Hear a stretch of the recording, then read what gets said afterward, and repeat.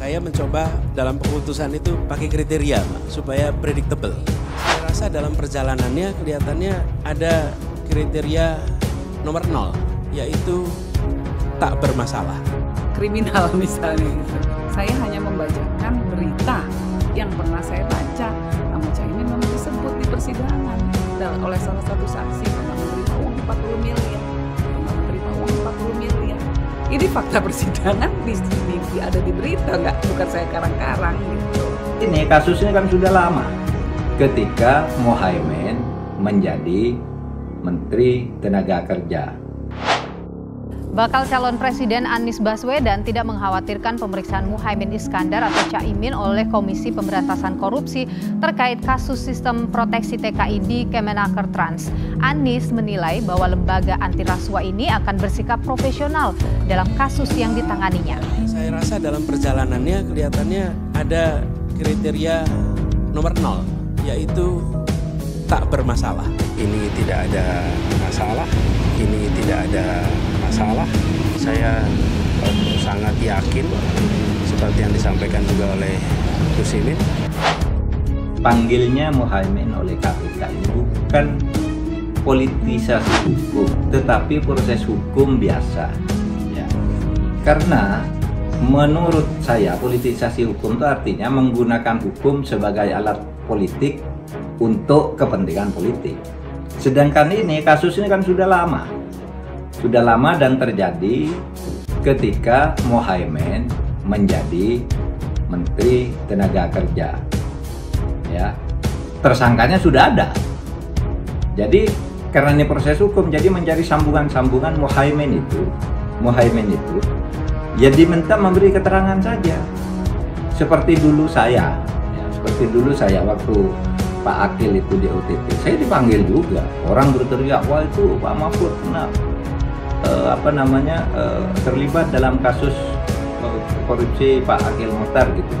Ya saya itu ke sana dimintai keterangan, bukan diperiksa.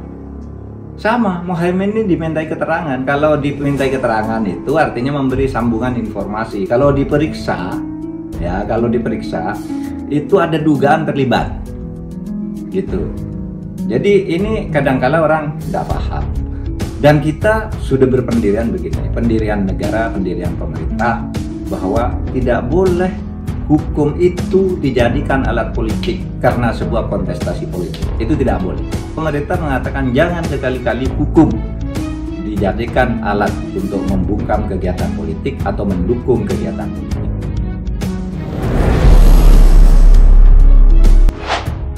Penetapan Muhaimin Iskandar alias Caimin sebagai pendamping Anies Baswedan di Pilpres 2024 masih menjadi perbincangan saat ini. Usai bergandengan dengan Anies Baswedan, nama Caimin menjadi sorotan warganet. Belakangan ini, isu kudeta menjadi kian memanas. Sebelumnya, apa itu kudeta? Kudeta adalah perebutan kekuasaan dengan cara paksa dan tidak secara sah. Ramai soal putri Presiden keempat Abdurrahman Wahid, Yeni Wulandari Wahid, bercerita tentang pengkhianatan Ketua PKB Muhaimin Iskandar pada ayahnya Gus Dur. Yeni merasa geram lantaran foto Gus Dur dipakai untuk kepentingan Caimin. Gus Durnya sudah disingkirkan, fotonya dipajang untuk jualan. Ya nggak etis dong, nggak bermoral dong, ujar Yeni Wahid dilansir dari akun TikTok Hakim. Mendengar kehebohan tersebut, Caimin membantah tudingan soal dirinya telah melakukan kudeta pada Gus Dur. Caimin mengatakan bahwa fakta yang terjadi adalah sebaliknya, di mana dirinya yang dikudeta. Bahkan termasuk yang paling langka, semua orang yang dipecat Gus Dur melawan. Satu-satunya ketua umum yang dipecat oleh Gus Dur tidak melawan hanya saya, terang Caimin dikutip dari acara Mata Najwa. Setelah bantahan tersebut, kini beredar viral surat gugatan yang dilayangkan pada Gus Dur. Surat gugatan tersebut salah satunya diunggah oleh akun TikTok bernama @sirun_atmat pada Selasa 5 September 2023. Unggahan tersebut menunjukkan foto surat salinan resmi putusan perkara dari Pengadilan Negeri Jakarta Selatan pada tanggal 17 Juni 2008. Dalam surat tersebut, nama Caimin tercantum sebagai penggugat, sedangkan Gus Dur menjadi salah satu tergugat. Kendati demikian, belum dapat diketahui dengan pasti mengenai kebenarannya. Hingga kini belum ada konfirmasi terkait surat gugatan tersebut. Konflik internal PKB 2008 itu masih menjadi ganjalan sampai saat ini, terutama bagi anak-anak Gus Dur. Yeni Wahid baru-baru ini menegaskan, Gus Dur telah dikudeta Caimin dari kursi Ketua Majelis Syuro PKB di konflik internal PKB 2008 lalu. Muktamar Ancol kurang apa terang benderangnya, di situ Gus Dur diganti, di situ Gus Dur dikudeta. Kok masih klaim menyatakan sebaliknya? Dan itu jelas sekali, dari awal menjadi problem besar bagi kami. Karena Gus Dur dilengsarkan dari Ketum Dewan Syuro atau PKB, kata Yeni di kantor PBNU Jakarta pada Selasa 5 September kemarin. Yeni menegaskan bahwa proses kudeta yang dilakukan Caimin di Muktamar PKB Ancol bukan terjadi di belakang layar, melainkan di hadapan publik secara luas. Yeni juga membantah pernyataan tentang dirinya yang mengkudeta Caimin dari PKB. Yeni menyatakan kala itu bukan siapa-siapa, sekedar prajurit Gus Dur dan menyaksikan Gus Dur dikudeta Caimin. Gus Dur sampai mengeluarkan surat. Jadi saya rasa bukti-bukti formal yang menunjukkan bahwa memang telah terjadi pengkudetaan terhadap Gus Dur. Caimin boleh saja mengklaim, tapi sampai menjelang beliau wafat, Bapak memang masih berwasiat Caimin harus diganti, kata dia.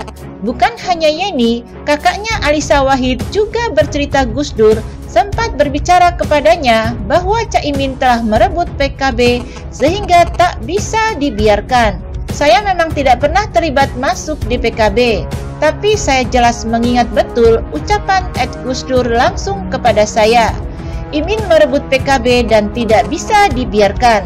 Kenang Alisa mengikuti pernyataan Gus Dur kala itu yang diunggah di akun media sosial X _Alisa Wahid pada Selasa 5 September malam.